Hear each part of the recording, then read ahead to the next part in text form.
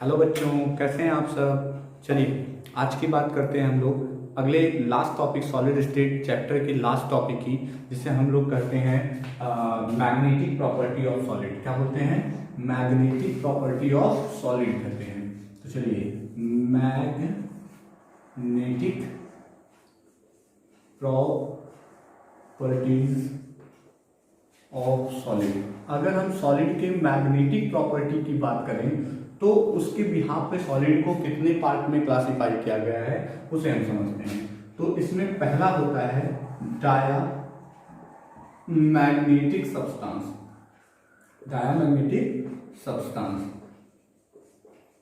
ठीक। दूसरा होता है आपका पैरामैग्नेटिक सब्सटेंस। Paramagnetic substance. तीसरा होता है आपका फेरोमैग्नेटिक सब्सटेंस, ठीक है, सब्सटेंस। नेक्स्ट होता है आपका चौथा एंटी फेरोमैग्नेटिक। एंटी फेरोमैग्नेटिक, ठीक है।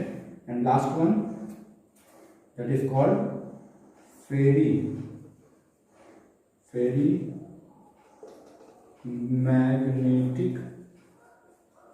सब्सटेंस, ठीक है। तो इस तरीके से ये इनकी कैटेगरीज है। अब बात करते हैं सबसे पहले डायामैग्नेटिक सब्सटेंस किसे कहते हैं। याद रखिएगा, ऐसे सब्सटेंस जिनमें सारे इलेक्ट्रॉन कैसे हों, पेयर्ड, यानी हम कह सकते हैं all electron are paired. All electron are paired, सारे इलेक्ट्रॉन कैसे हों, पेयर्ड हों। और इलेक्ट्रिसिटी मतलब सारे इलेक्ट्रॉन तो पेयर्ड हों। और मैग्नेटिक फील्ड में जब जाते हैं तो जैसे अगर हम कहें कि कोई सब्सटेंस है जिसके सारे इलेक्ट्रॉन पेयर्ड हैं, तो ऑल इलेक्ट्रॉन आर पेयर्ड कहलाते हैं डायमैग्नेटिक। याद रखिएगा, आपको एक तरीका बता दें, all even number electron containing substance are diamagnetic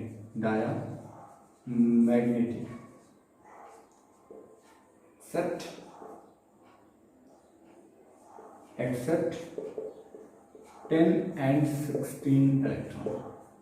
10 और 16 हैं इवन, लेकिन ये होते हैं पैरामैग्नेटिक। इनको छोड़ दें तो बाकी सब के सब कैसे होते हैं, डायामैग्नेटिक सब्सटेंस होते हैं। कोई कंफ्यूजन नहीं होनी चाहिए। ऐसे सब्सटेंस जिनमें सारे इलेक्ट्रॉन क्या होते हैं, पेयर्ड होते हैं, वो क्या कहलाते हैं, डायामैग्नेटिक सब्सटेंस कहते हैं।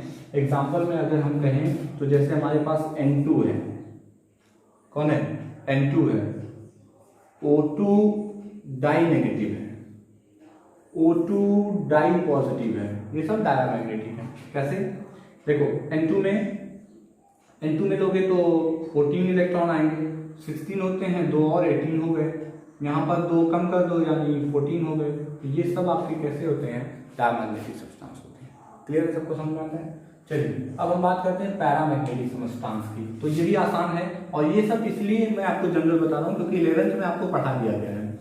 पैरामैग्नेटिक उसे कहते हैं जिनमें सारे इलेक्ट्रॉन क्या होते हैं, पेयर्ड ना हो, उनमें अनपेयर्ड इलेक्ट्रॉन भी अवेलेबल हो, उसे हम क्या बोलते हैं, पैरामैग्नेटिक सब्सटेंस कहते हैं। यानी ऐसे सब्सटेंस जिनमें अनपेयर्ड इलेक्ट्रॉन भी अवेलेबल होते हैं उन्हें हम पैरामैग्नेटिक सब्सटेंस कहते हैं, ठीक है। तो डाया मतलब सारे इलेक्ट्रॉन पेयर्ड हो, और पैरा मतलब कुछ इलेक्ट्रॉन कैसे हो, अनपेयर्ड भी होते हो, तो उन्हें हम बोलते हैं पैरामैग्नेटिक सब्सटेंस। चलिए आगे बात करते हैं फेरोमैग्नेटिक सब्सटेंस की। ये इंपॉर्टेंट है। अब ये आपको यहाँ से पढ़ना है बोर्ड में, मतलब आपकी बात से, वो तो दोनों पुराना था जो आपको 11th में पढ़ा था। तो पैरा और डाया पढ़िए। अब देखिए फेरोमैग्नेटिक सब्सटेंस क्या होता है। फेरोमैग्नेटिक सब्सटेंस, फेरोमैग्नेटिक सब्सटेंस, तो समझिएगा फेरोमैग्नेटिक सब्सटेंस किसे कहते हैं। तो इसको समझने के लिए हमें समझना होगा डोमेन की कहानी। तो होता क्या है, जैसे एटम होते हैं तो कोई भी सॉलिड लिया तो उसके अंदर फ्री इलेक्ट्रॉन्स होंगे, जब वो इलेक्ट्रॉन इधर उधर रिवॉल्व कर रहे होते हैं, घूमते रहते हैं, तो उन्हें चार्जेस को कैंसिल करते हैं, लेकिन वो आपस में मिलके एक डोमेन बना लेते हैं, मतलब एक डाइपोल क्रिएट कर देते हैं प्लस और माइनस का, जिसे कलेक्टिवली हम लोग एक डोमेन बोलते हैं। वो डोमेन के अरेंजमेंट के बिहाफ पे ही हमने फर्दर इसको 3 पार्ट में डिवाइड किया है। वो डोमेन चार्ज का काम करते हैं। जब आप इस सॉलिड में मैग्नेटिक फील्ड अप्लाई करते हो तो मैग्नेटिक फील्ड अप्लाई करने पर अगर सारे डोमेन एक ही डायरेक्शन में अरेंज हो गए, सारे डोमेन कहां अरेंज हो गए, एक पर्टिकुलर डायरेक्शन में अरेंज हो गए, तो ऐसे सब्सटेंस को हम लोग फेरोमैग्नेटिक सब्सटेंस कहते हैं। क्या बोलते हैं? फेरोमैग्नेटिक सब्सटेंस कहते हैं। इसके एग्जांपल में हम लोग ले सकते हैं आयरन,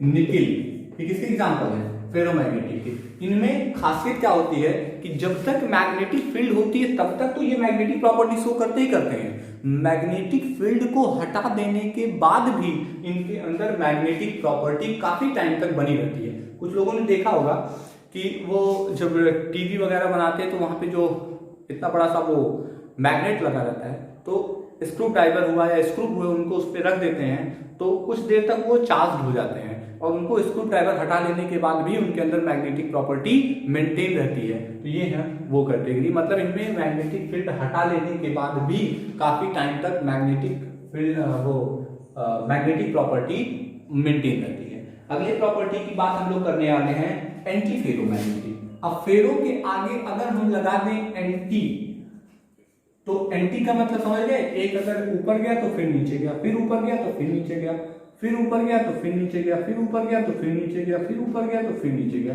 इस तरीके से अगर अरेंज हो जाए तो ये सब एक दूसरे को कैंसिल कर देते हैं और नेट डाइपोल मोमेंट 0 आता है, मैग्नेटिक फील्ड एब्सेंट हो जाती है। इस टाइप के सब्सटेंस को बोलते हैं एंटी फेरोमैग्नेटिक सब्सटेंस। एग्जांपल में अगर हम इसके ले लें तो MnO ले सकते हैं, MnO2 ले सकते हैं, Mn2O3 ले सकते हैं। ये सब इसके क्या है? एग्जाम्पल है। ठीक है, समझ में आता है? एग्जाम्पल इंपॉर्टेंट, एग्जाम्पल पूछे जाते हैं, आप लोग एग्जाम्पल लर्न कर लीजिएगा। और लास्ट वन है फेरो, एंटी फेरो और फेरी मैग्नेटिक सब्सटेंस। अब फेरी मैग्नेटिक सब्सटेंस किसे कहते हैं उसे समझिएगा। फेरी मैग्नेटिक सब्सटेंस। अब फेरी मैग्नेटिक सब्सटेंस समझते हैं क्या होता है फेरी मैग्नेटिक सब्सटेंस। तो फेरी मैग्नेटिक सब्सटेंस में क्या होता है कि जो डोमेन होते हैं वो अनइक्वल नंबर में अरेंज होते हैं। जैसे 2 ऊपर हो गए तो 1 नीचे हो गया, फिर 2 ऊपर हो गए तो 1 नीचे हो गया, फिर कहीं 3 ऊपर हो गए तो फिर 1 नीचे हो गया, कहीं ऐसे 1 ही पे 1 हो गया, तो ये कैंसिल हो गए। फिर भी कुछ मैग्नेटिक प्रॉपर्टी इसके अंदर रिमेन रह जाती है। तो सबसे ज्यादा मैग्नेटिक प्रॉपर्टी किसमें होती है? फेरो में, उसके बाद फेरी में, और एंटी फेरो में तो सब एक दूसरे को कैंसिल आउट कर देते हैं। आई होप आपको समझ में आया होगा एंटी फेरो फेरी मैग्नेटिक। ठीक है, इसमें कोई कंफ्यूजन किसी को नहीं होनी चाहिए, आपको समझ में आ गया। और इस तरीके से हमने सॉलिड स्टेट के सारे पोर्शन को खत्म कर दिया। Ferro, ferri, anti ferro, para, dia, ठीक है, बैंड थ्योरी आपको समझाया, P type N type semiconductor समझा दिया आपको, ठीक है, डिफेक्ट समझाया, सब कुछ A to Z। तो आप इस सेक्शन को रिवाइज करिए। 5 नंबर के लिए बोर्ड एग्जाम में बहुत इंपॉर्टेंट चैप्टर है ये। 5 नंबर का क्वेश्चन बोर्ड एग्जाम में से पूछा जाता है। इन पे न्यूमेरिकल आते हैं, डेंसिटी पे सब रिलेटेड हैं। हम इसको फिर से लास्ट में एक बार रिकॉल करेंगे।